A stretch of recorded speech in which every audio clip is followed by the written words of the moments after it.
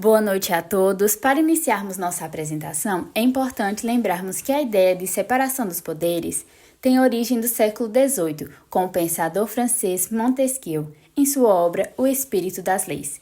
Ele observou que, para evitar abusos e garantir a liberdade dos cidadãos, era necessário dividir o poder do Estado em três funções independentes: executivo, legislativo e judiciário. Montesquieu acreditava que quando essas funções estão concentradas em uma única autoridade, há risco de autoritarismo e da tirania. Essa ideia influenciou profundamente as democracias modernas, inclusive o Brasil. Na Constituição Federal de 1988, essa separação é claramente estabelecida no artigo 2º, que determina que os poderes da União são independentes e harmônicos entre si, ou seja, cada poder tem suas competências específicas, mas devem atuar em cooperação com equilíbrio e respeito mútuo. Assim, podemos dizer que a teoria de Montesquieu continua viva na nossa Constituição, servindo como base para o funcionamento do Estado Democrático de Direito e garantindo que nenhum poder esteja acima do outro, preservando a justiça e a liberdade de todos os cidadãos brasileiros. E eu vou falar um pouco sobre a criação e a estrutura do Poder Judiciário. O Poder Judiciário é um dos três pilares da República e foi estabelecido pela Constituição Federal de 1988 para garantir a aplicação da lei e a justiça. A sua função principal é ser o guardião da Constituição.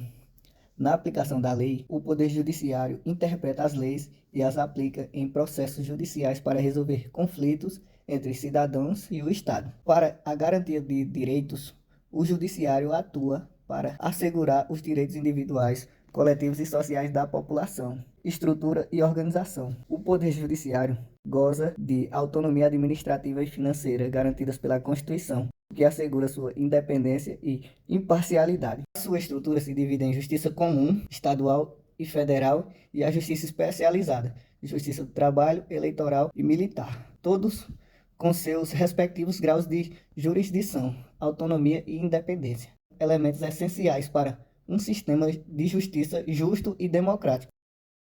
O Poder Judiciário é composto por órgãos de primeira, segunda e instância superior, divididos entre a Justiça Comum e a Justiça Especializada.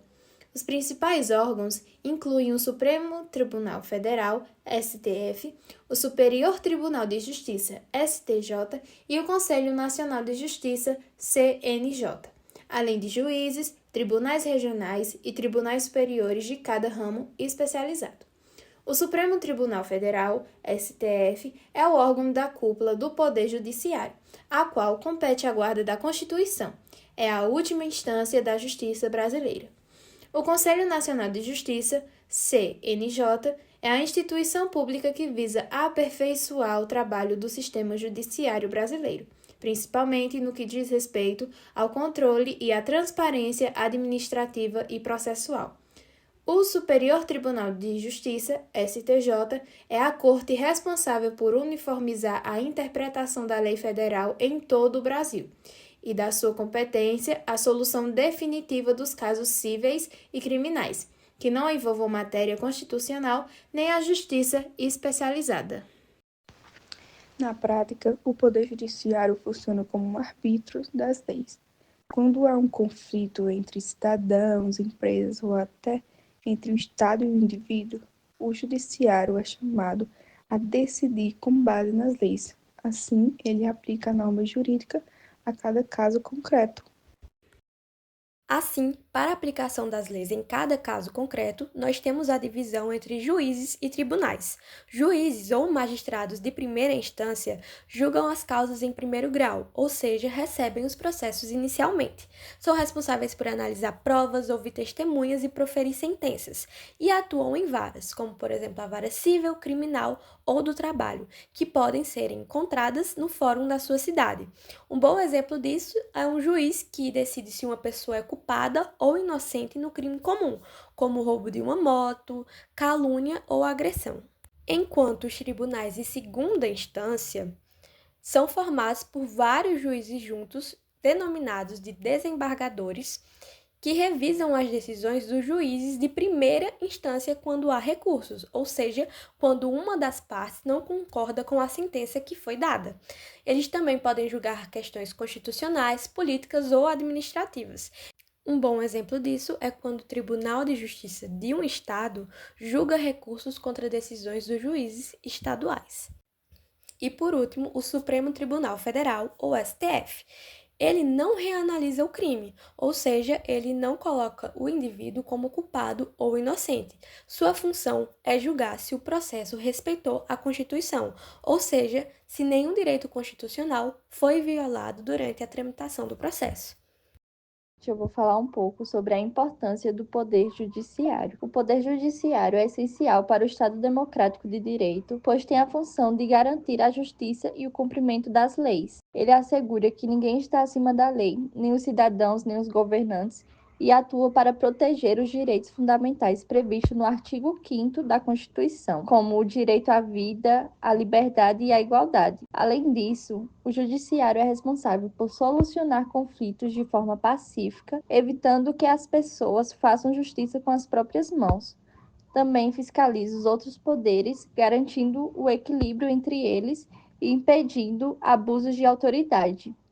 Assim, o judiciário assegura a ordem, a paz social e a confiança nas instituições. Vou falar um pouco sobre a independência do poder judiciário. É um dos pilares fundamentais de um Estado democrático de direito. Isso porque ela garante que os juízes e tribunais possam exercer suas funções sem interferências externas, como interferência do executivo e legislativo. A seguir estão os principais pontos que explicam sua importância. O primeiro é a garantia dos direitos fundamentais. Ele assegura que os direitos e garantias individuais previstos na Constituição sejam efetivamente respeitados. Isso significa que qualquer cidadão pode recorrer à justiça para proteger seus direitos. O equilíbrio entre os poderes. Eles são essenciais para evitar abusos. Imparcialidade nas decisões. É a independência que garante que os magistrados julguem de acordo com a lei e a consciência jurídica, e não por pressões políticas, econômicas ou sociais. Isso fortalece a confiança pública nas decisões judiciais e na justiça como um todo. A proteção da democracia. Em regimes autoritários, é comum que o judiciário ele seja controlado ou enfraquecido.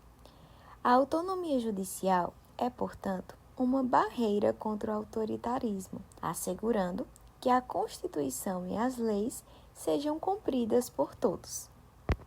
Então, nós concluímos que a independência do Poder Judiciário é essencial para garantir justiça, liberdade e igualdade. Sem ela, o Estado de Direito se fragiliza, abrindo espaço para abusos de poder e violação de direitos. A decisão do Poder Judiciário, ao exigir que o Executivo cumpra obrigações constitucionais, como a garantia do acesso à saúde, à educação e a outras políticas públicas, representa uma atuação legítima e indispensável. Esse poder do Judiciário encontra respaldo no artigo 5º da Constituição, que assegura a todos tais direitos fundamentais. Desse modo, cabe ao sistema de justiça a incumbência de transformar essas garantias formais em realidades tangíveis para a sociedade. Ademais, o princípio da separação dos poderes, consagrado no artigo 2º da Constituição, não deve ser entendido como uma absoluta independência dos poderes, mas como uma dinâmica de frios e contrapesos, em que um poder supervisiona e corrige os demais quando necessário. A inércia do Executivo no cumprimento de deveres legais que afetam diretamente a dignidade da pessoa humana e os direitos sociais, gera um vazio que precisa ser suprido pela atuação fiscalizadora dos outros poderes. A intervenção judicial atua como um mecanismo crucial para coibir a omissão do Estado e conferir efetividade às normas constitucionais. A separação dos poderes visa garantir a independência e a harmonia entre os três poderes, legislativo, executivo e judiciário. No entanto, essa separação não implica isolamento absoluto entre os poderes. Pelo contrário, a Constituição estabelece mecanismos de controle e interação entre eles. O Judiciário, por meio do Supremo Tribunal Federal, pode interferir nos outros dois poderes de forma legítima, desde que essa interação seja fundamentada na Constituição. Um exemplo claro disso é quando o STF declara inconstitucional uma lei aprovada pelo Congresso Nacional. Essa função é decorrente do artigo 102, inciso 1 da Constituição Federal, que atribui ao STF a guarda da Constituição. Quando o STF exerce o controle da constitucionalidade, está garantindo que as leis e atos normativos estejam em conformidade com a Constituição. And I'm feeling